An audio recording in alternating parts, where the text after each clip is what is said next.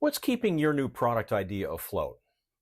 And is it pretty much the same idea that you had a week ago, maybe a month ago, or maybe even over a year ago? There's an often quoted statistic from a Harvard Business School study. Now, mind you, this was published back in 2000, so the data behind the claim is even older than that. The claim is that 93% of successful startups had a pivot at some point before they settled on what turned out to be their successful idea, which means the first product that you envision and maybe even ship may not ultimately be the product that finds a sustainable market.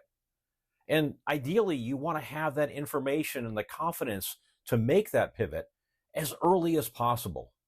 Certainly well before you spend precious time and capital building an ill-fated version 1.0 of your going nowhere fast product. I see a lot of companies, not all of which are startups, firmly believing, but without any evidence to back up their idea, that their original product idea is the one that will eventually make it into the market.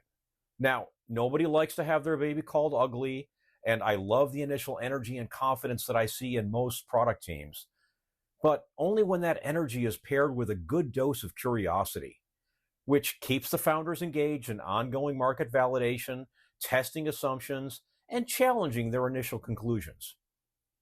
In my experience, startups and corporate innovation teams need to find that happy medium between toxic certainty on one side and destructive self-doubt on the other.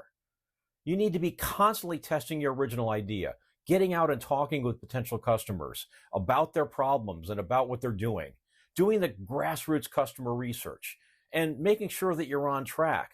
That will give you the direction that you need to maybe make that pivot. So ask yourself, what did you learn yesterday that either reinforced your idea or potentially challenged the rationale behind your product idea?